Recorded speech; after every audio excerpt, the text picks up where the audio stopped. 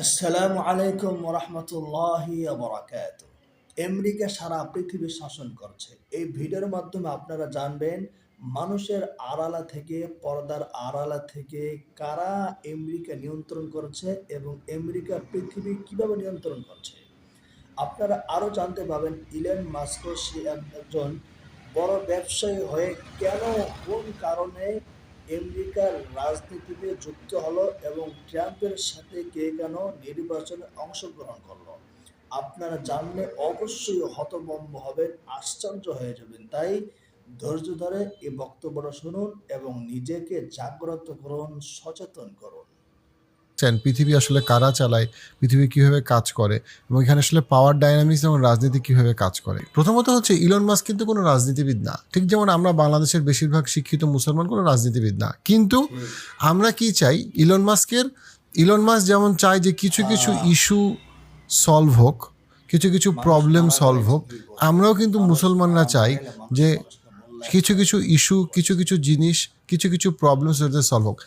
আপনি কিন্তু আসলে প্রধানমন্ত্রী হইতে চাই না, মন্ত্রী হইতে চাই না, উপদেষ্টা হইতে চাই না, কিন্তু আমরা চাই যে আমাদের সমাজ এটা পার্টিকুলার ওয়েতে চলুক, কিছু ভালো জিনিস আসুক, কিছু খারাপ জিনিস না আসুক। ইলন মাস্ক এক্স্যাক্টলি এই জিনিসটাই চায়। ইলন মাস্ককে নিয়ে দুইটা কথা বলি। প্রথমত হচ্ছে ইলন মাস্ক আমার মতে পৃথিবীর সবচেয়ে প্রতিভাবান এবং ক্ষমতাধর মানুষদের একজন।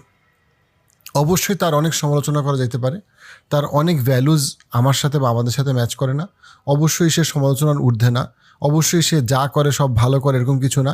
ইভেন উনি বিরাট ভালো মানুষ এটাও আমি বলতে রাজি না, উনি ভালো না খারাপ এটা আমি জানি না, তবে উনি অসম্ভব পাওয়ারফুল, ক্ষমতাধর এবং প্রচণ্ড রকম ট্যালেন্টেড একজন মানুষ, এ ব্যাপারে কোনো সন্দেহ নাই। ওনাকে আমি মনে করি অন্তত যে যথেষ্ট পরিমাণ আমরা মূল্যায়ন করি না, কারণ উনি বেঁচে আছে।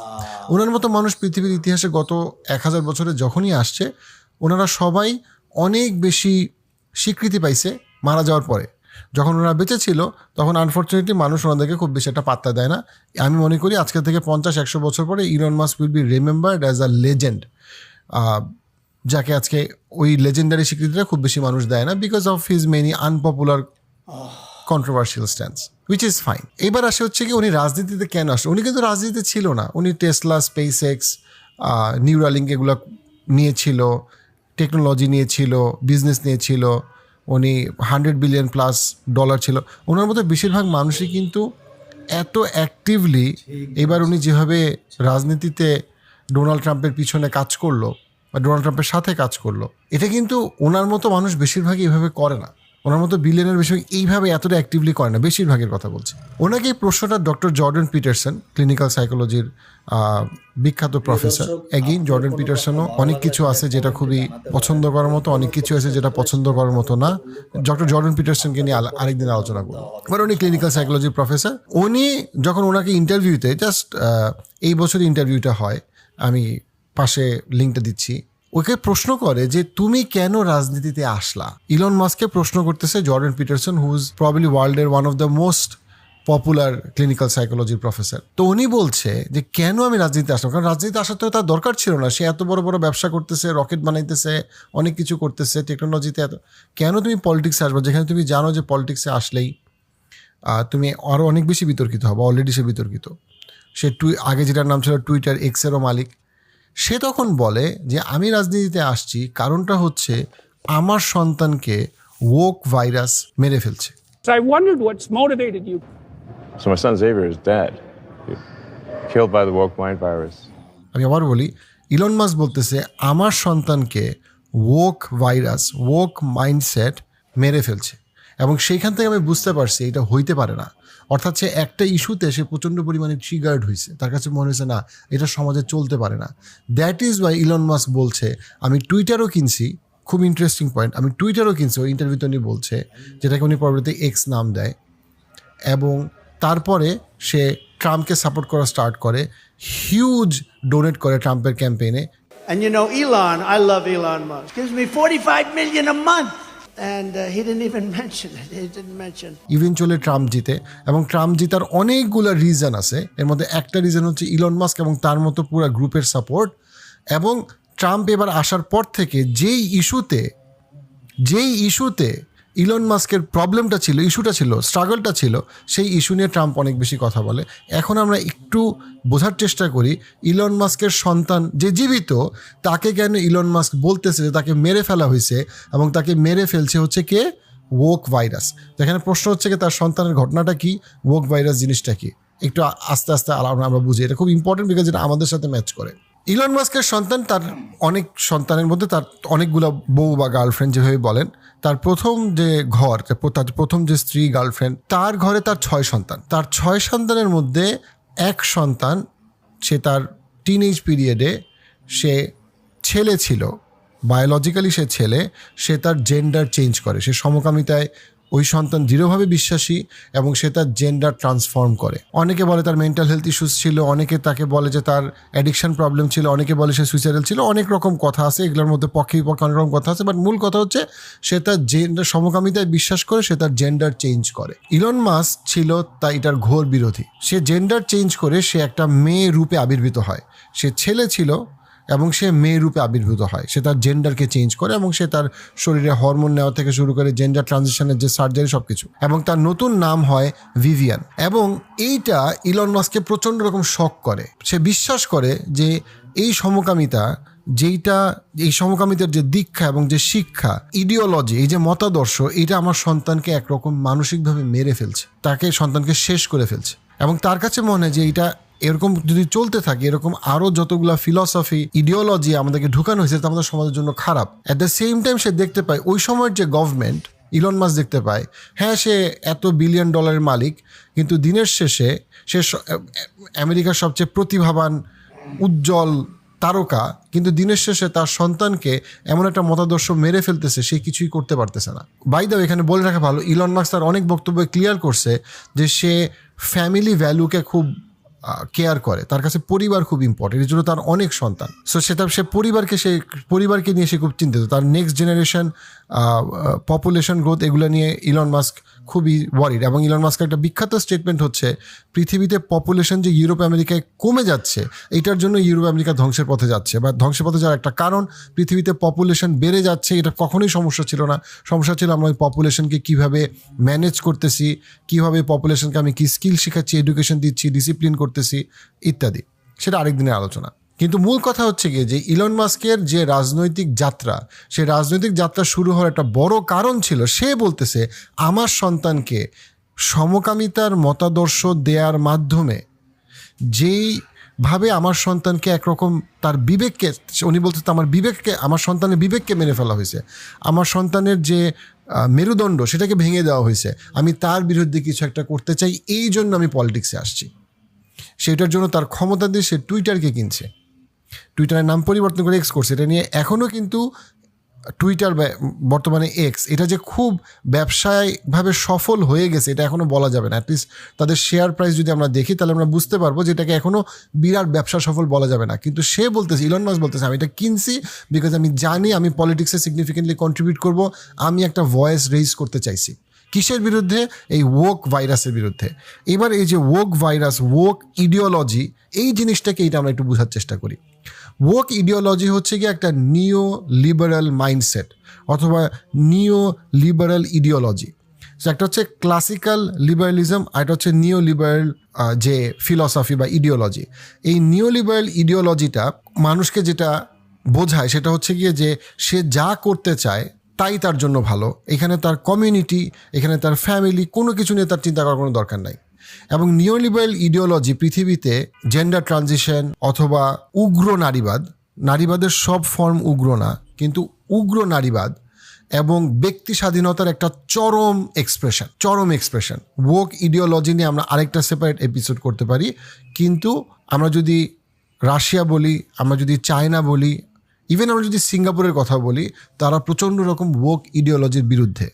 এবং একটা সজাগ, জাগ্রত, শিক্ষিত মুসলমান সবসময় ওক ইডিওলজির বিরোধিতা করাটাই তার জন্য স্বাভাবিক। কারণ ওক ইডিওলজি যেই সমাজে বাড়ছে সেই সমাজের পরিবারগুলো ভেঙে গেছে, মানুষের মধ্যে অ্যাডিকশন এবং মেন্টাল হেলথ প্রবলেম বাড়ছে এবং ওই সমাজগুলোতে সমকামিতা বাড়ছে। এতটুকু বলে আপাতত আমরা ওক ইডিওলজিটাকে আপাতত এখানে পজ দিই, দিয়ে আমরা আসি ইলন মাস্কের যাত্রায়। অর্থাৎ ইলন মাস্ক তার সন্তানের যে জেন্ডার ট্রানজিশন, লিঙ্গ পরিবর্তন, তার যে সার্জারি এবং যে হরমোন ইনটেক, এইটাতে উনি এত বেশি মানে ধাক্কা খাইছে যে উনি মনে করছে আমার এত টাকা এত কিছু দিয়ে আমার লাভ কি যদি আমি আমার সন্তানদেরকে বাঁচাইতে না পারি। ইলন মাস্ক তারপরে কি করলো? ইলন মাস্ক বুঝতে পারলো যে এটার বিরুদ্ধে যারা কথা বলতেছে এবং যেই প্রেসিডেন্সিয়াল ক্যান্ডিডেট তার যে ইস্যু বা তার যে ভ্যালুজ সেটাকেই গুরুত্ব দিবে, সেই জায়গাটা থেকে সে ডোনাল্ড ট্রাম্পের সাথে একসাথে হইল এবং তার সাথে যত ইউটিউবার অথবা যত ইনফ্লুয়েন্সিয়াল মানুষ আছে, ব্যবসায়ীরা আছে, তাদেরকে সে এক করা স্টার্ট করলো এবং এক করে সে একটা লবি ফর্ম করলো।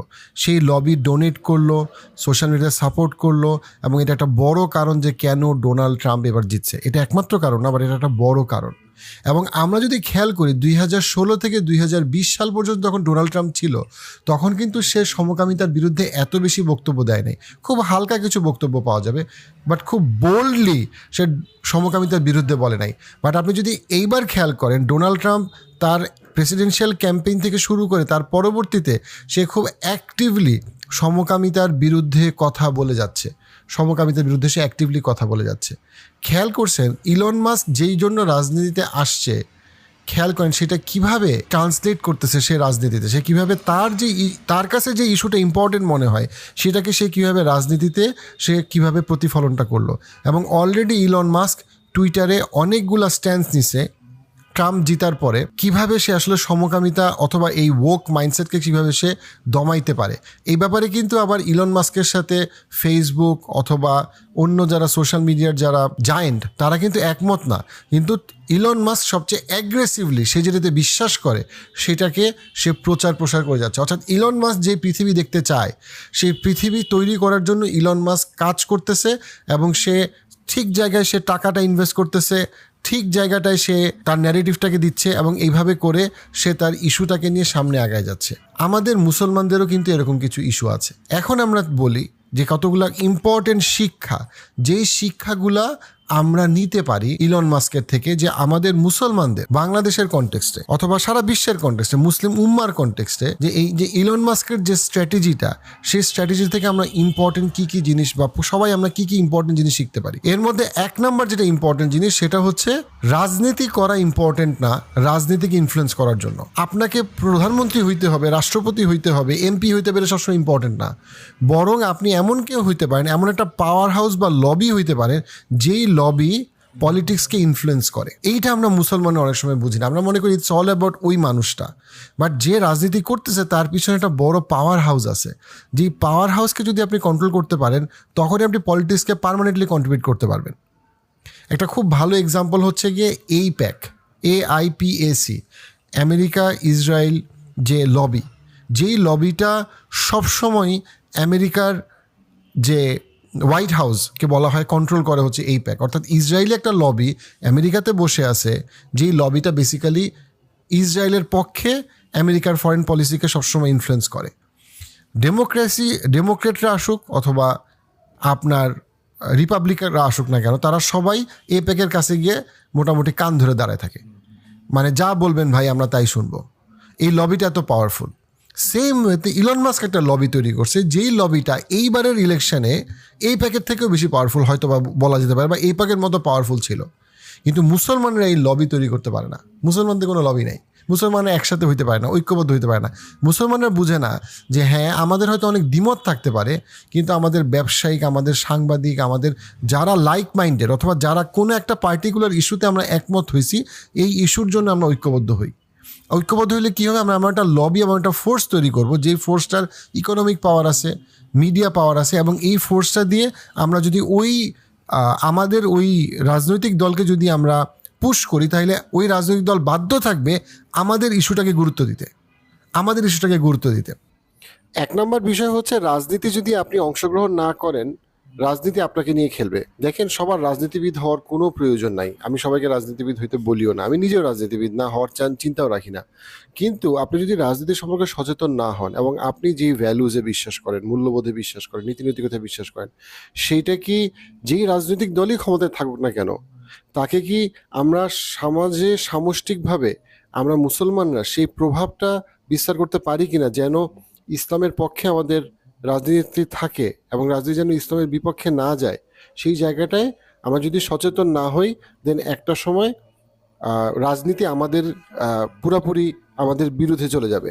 আমরা আমাদের দেশের দুইটা এক্সাম্পল দেখতে পারি এখানে। একটা হচ্ছে মাওলানা ভাসানী, যিনি আমাদের বাংলাদেশের যে একদম শুরুর গল্প থেকে একটা অত্যন্ত গুরুত্বপূর্ণ একটা চরিত্র, অত্যন্ত সম্মানের একটা চরিত্র, কিন্তু তাকে নিয়ে আমরা অনেক ক্ষেত্রে আলোচনা করি না এবং আমরা ভুলে যাই এই যে আমরা বলি যে ইসলাম একদিকে আর পৃথিবী আরেকদিকে, অর্থনীতি আরেকদিকে, শিক্ষা আরেকদিকে, সমাজ আরেকদিকে, কিন্তু আমরা মাওলানা ভাসানীকে ভুলে যাই, যিনি ইসলাম এবং যিনি সমাজ বাস্তবতা সবকিছুর একজন সমন্বয়ক ছিলেন, সফল সমন্বয়ক ছিলেন।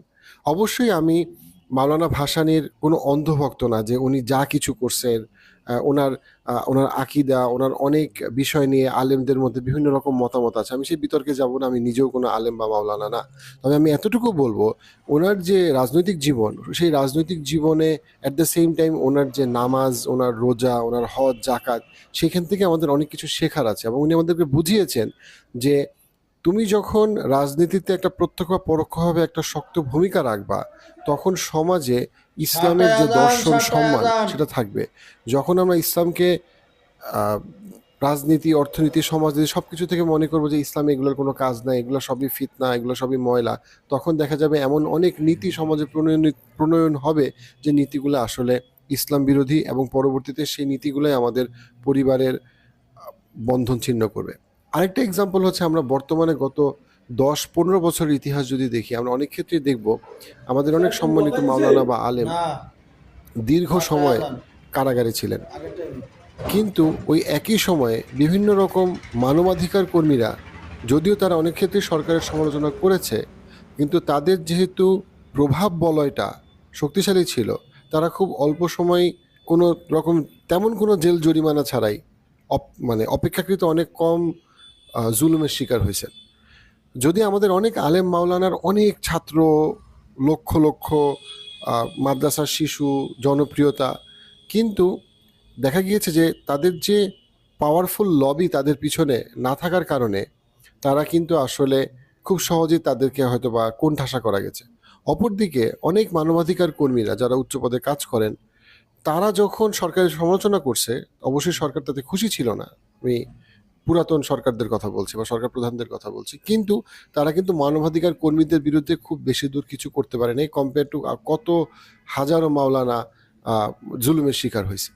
তো এখান থেকে আমরা যেটা বুঝতে পারি আবারও, সেটা হচ্ছে যে অবশ্যই আমাদের সবার প্রত্যক্ষভাবে রাজনীতি করার দরকার নাই, অনেক ক্ষেত্রে সবাই প্রত্যক্ষভাবে রাজনীতি করবে এটা কাম্য না, একটা অংশ করতে পারে, কিন্তু সবারই রাজনৈতিক সচেতন হওয়া উচিত। এবং ইলন মাস্কের থেকে এটা একটা জিনিস যেটা আমরা দেখতে পারি, সেটা হচ্ছে গিয়ে উনি যখন দেখছেন যে সমাজটা এমন দিকে চলে যাচ্ছে যেটা ওনার পরিবার, সন্তানের জন্য ক্ষতিকর, তখন উনি ওনার সমস্ত শক্তি, প্রতিভা, টাকা সব কিছু খরচ করছেন, ইনভলভ হয়েছেন এবং এটা সমাধান করার চেষ্টা করছেন। আমি আলটিমেটলি জানি না উনি কতটুকু পারবেন, বাট অ্যাটলিস্ট ওনার চেষ্টাটা খুব সিরিয়াস, এবং ওনার জায়গাটা কিন্তু ওইখান থেকে শুরু হয় না যে হ্যাঁ আমি একদিন বিশাল নেলসন ম্যান্ডেলা হব বা রাজনৈতিক নেতা। ওনার জায়গাটা শুরু হয়েছে ওই জায়গাটা থেকে যে না, আমার সমাজ আমার পরিবারকে এমন কিছু শেখাচ্ছে যেটা আমি কখনো মেনে নিব না।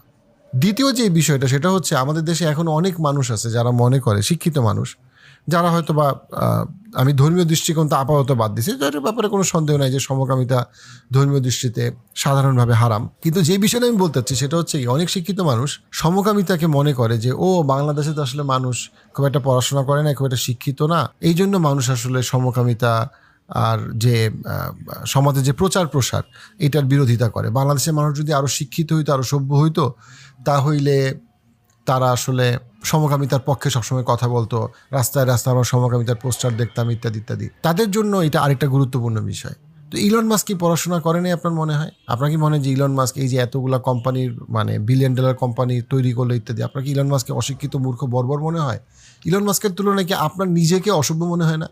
অ্যাটলিস্ট অন্তত শিক্ষাগত যোগ্যতা অথবা তার যে ক্ষমতা অথবা তার যে কাজ, সেটার তুলনায় আপনার কাছে মনে হয় না আপনি একটা লো অ্যাচিভার? আপনার তো মনে হওয়া উচিত। সো আচ্ছা, আমরা জাপানের দিকে তাকাই। জাপান কি সমকামিতার পক্ষে খুব বেশি কথা বলতেছে? ওরা কি সমাজে সমকামিতার প্রচার প্রসারের পক্ষে? না। ইটালি না, সমকামিতার পক্ষে না। পৃথিবীর বহু দেশ সমকামিতার পক্ষে না। তাহলে আপনি কেন মনে করেন যে বাংলাদেশ মানুষ যদি আরও সভ্য এবং শিক্ষিত হয় তাহলে তাকে এটার একটা সাইন হইল যে আমরা সমকামিতাকে আমরা খুব প্রচার প্রসার করে বেড়াবো? না, যে ব্যক্তি সমকামী তার ক্ষেত্রে আমাদের রাষ্ট্রীয় আইন তো অলরেডি বলাই আছে যে তার ক্ষেত্রে কি মানে বাস্তবতা কি হবে। সেখানে আমি সমকামিতার প্রচার প্রসার আমাকে চাইতে হবে কেন যদি আমি শিক্ষিত সভ্য হই? কেন? এটা তো হইতে হবে না। এবং এটা একটা ভালো এক্সাম্পল হচ্ছে প্রফেসর জর্ডান পিটারসনের মতো ক্লিনিক্যাল সাইকোলজিস্ট অথবা ইলন মাস্কের মতো মানুষ অথবা এরকম আরও অনেক মানুষ, তারা তো আসলে সমকামিতার পক্ষে না। শুধু পক্ষে না সেটা না, তারা মনে করতে যে তার সন্তান যখন সমকামিতার যে ন্যারেটিভ, ওই ন্যারেটিভকে যখন জেন্ডার চেঞ্জ করছে, ইলন মাস্ক বলতেছে যে অ্যাজ ইফ সে আমার সন্তানকে মেরে ফেলা হয়েছে। That's a big statement. এবং এই স্টেটমেন্ট যদি বাংলাদেশের কোনো হুজুর দিত তাহলে আপনারা বলতেন যে ও বাংলাদেশের হুজুরা তো অশিক্ষিত মূর্খ বর্বর। কেন আমাদের ইসলাম কি আমাদেরকে আরও সুন্দর পথ প্রদর্শন করে নাই? অবশ্যই করছে। অবশ্যই এটাকে শুধু একদিকে এটা মানে এটার হারামের যে ধর্মীয় দৃষ্টিকোণটা সেটা তো অবশ্যই গুরুত্বপূর্ণ, বাট পাশাপাশি আমাদের যে ওভারঅল যে ওয়েলবিংয়ে অথবা আমাদের যে এডুকেশন অথবা আমাদের যে মডার্ন সায়েন্স টেকনোলজি সব কিছু, আমাদের যে প্রগতি এবং উন্নতি, এইটার যে চিহ্ন হিসেবে আমরা মনে করি যে আমাদের সবার সমকামিতাকে সমর্থন করা উচিত, এটা আসলে একেবারে একটা ভুল চিন্তা। বরং যারা এই চিন্তাটা করে যে ও যত বেশি শিক্ষিত, যত বেশি সভ্য, তত বেশি সমকামিতার পক্ষে আমাদের কথা বলা উচিত, তাদের নিজেদের আসলে আবারও পড়া উচিত, যাচাই করা উচিত যে এই যে আমি সমকামিতার পক্ষে এত স্ট্যান্স নিচ্ছি, এটা আসলে সমাজের জন্য কতটুকু ভালো বা কতটুকু উপকারী। কেন আমি এটাকে আগেই মনে করতেছি ও আসলে কিছু অসভ্য বর্বর জঙ্গলি মানুষ আসলে সমকামিতার বিরুদ্ধে কথা বলে, সভ্য হইলে মানুষজন সমকামিতার পক্ষে কথা বলে। এই জায়গাটা থেকে আমাদের শিক্ষিত সমাজের সরে আসার এটাই উত্তম সময়। হ্যাঁ, কেউ যদি সমকামিতা নিয়ে সাফার করে, কোনো একজন ব্যক্তি কোনো মানসিক রোগ নিয়ে অথবা জেন্ডার ডিসফোরিয়া নিয়ে যদি কেউ সাফার করে, দেন সে হেল্প সিক করবে। কিন্তু ওই হেল্প সিক করবে বা ওই ছোট্ট একটা কমিউনিটি হেল্প সিক করবে, এইটার মানে এইটা না যে সমাজের সব জায়গায় আমরা এখন সমকামিতার প্রচার প্রসার করে বেড়াবো, অ্যাজ ইফ সমকামী হওয়াই মানে হচ্ছে উন্নতির শিখরে পৌঁছানো। সো এই বিষয়গুলো আমরা ইলন মাস্কের রাজনীতি থেকে আমরা শিখতে পারি যে ইটস নট অল অ্যাবাউট পলিটিক্সে ফোকাস করা, ইটস অ্যাবাউট পাওয়ারে ফোকাস করা, যেই পাওয়ারটা ওই পলিটিক্সকে ইনফ্লুয়েন্স করে। এবং ওই পাওয়ারের স্টেক হোল্ডার যখন আমরা মুসলমানরা হইতে পারবো বা হব ঐক্যবদ্ধ হবে, তখন অটোমেটিক্যালি আমরা যেই ইস্যুগুলা বা যেই ভ্যালুসগুলা বা যে মতাদর্শগুলো সমাজে দিতে চাই তখন আমরা দিতে পারবো কোনো রকম ঝামেলা ছাড়া। সো আমাদের ফোকাসটা থাকা উচিত যে পাওয়ার শিফটিংটা সারা পৃথিবীতে কীভাবে হচ্ছে। এই কথাটা বলে আমি শেষ করতেছি। আমি লাস্ট একটা ভিডিও করছিলাম ব্ল্যাক রকের উপরে, যেখানে আমি দেখাইছি যে ব্ল্যাক রক কীভাবে হোয়াইট হাউসকে ইনফ্লুয়েন্স করে, ব্ল্যাক রক কীভাবে আমেরিকান ইলেকশনের থেকে অনেক বেশি পাওয়ারফুল। আমেরিকান এবারের ইলেকশনের মাত্র এক সপ্তাহ আগে ব্ল্যাক রকের যে হেড সিইও, উনি ওনার একটা বক্তব্যে বলছেন আমেরিকার ইলেকশন নিয়ে আমরা আসলে চিন্তিত না, কারণ আমেরিকার ইলেকশনের রেজাল্ট যাই আসুক ব্ল্যাক রক তার কাজ করে যাবে। অর্থাৎ black rock is way more powerful than the election outcome. এবং এক্স্যাক্টলি আমাদের মুসলমানদেরকে কালেকটিভলি বাংলাদেশে এটা চিন্তা করতে হবে যে কোন রাজনৈতিক দল আসলো বা গেল এইটা ইম্পর্টেন্ট না, সংসদ ভবনের চেয়ারে কে বসলো এইটা আসলে মূল বিষয়টা। ওইখানে ক্ষমতা না, ক্ষমতাটা হচ্ছে ওই চেয়ারটা কোন ক্ষমতা নিয়ন্ত্রণ করে, কোন লবি, কোন পাওয়ার হাউস, ওই চেয়ারগুলোকে কারা আসলে পিছন থেকে নিয়ন্ত্রণ করে। ওই যেই পর্দার আড়ালের যে মূল ক্ষমতা, মূল যে লবি, আমেরিকার ক্ষেত্রে সেটা এইপ্যাক, আমেরিকার ক্ষেত্রে সেটা ব্ল্যাক রক, আমেরিকার ক্ষেত্রে সেটা বর্তমানে ইলন মাস্কের যে টোটাল লবি, সেই লবিটা। আর বাংলাদেশের ক্ষেত্রে এরকম যে পিছনের যে থিঙ্ক ট্যাঙ্ক প্ল্যাটফর্মগুলো বা পাওয়ার হাউসগুলো বা সোশ্যাল ইনস্টিটিউটগুলো, যেগুলো আস্তে আস্তে এই পলিটিক্সকে কন্ট্রোল করবে, এই রাজনীতিকে কন্ট্রোল করবে, সেই পাওয়ার হাউসে যদি আমরা মুসলমানরা আমরা যে সমাজ দেখতে চাই তারা যদি না থাকি বা না সেটার অংশ হইতে পারি, তাহলে আমি আর আপনি যেই বাংলাদেশকে দেখতে চাই সেই বাংলাদেশ জীবনও হবে না। আর আমরা যদি ওই পাওয়ার হাউসের অংশ হই, দেন ইরেসপেক্টিভ অফ কোন এমপি, কোন মন্ত্রী, কোন প্রাইম মিনিস্টার আসলো বা গেল, আমরা যে সমাজটা বা যে বাংলাদেশে দেখতে চাই সেই বাংলাদেশটা আমরা দেখতে পারবো। সুস্পষ্টভাবে অত্যন্ত গর্হিত কাজ বলে উল্লেখ করা হয়েছে। এই সমকামিতা ইউরোপ আমেরিকা প্রমোট করে, সমকামিতাকে তারা উৎসাহিত করে, অথচ এটা মানব দেহের জন্য ধ্বংস, এটা পৃথিবীর জন্য ধ্বংস, এটা সমাজের জন্য ধ্বংসের কারণ। এটা যুব সমাজকে নষ্ট করে দেয়, যুবক তরুণীদেরকে নষ্ট করে দেয়। তাই আপনার সন্তানকে এবং আপনি নিজেও সমকামিতা থেকে বাঁচুন, অন্যকে সমকামিতা থেকে বাঁচার জন্য উৎসাহিত করুন।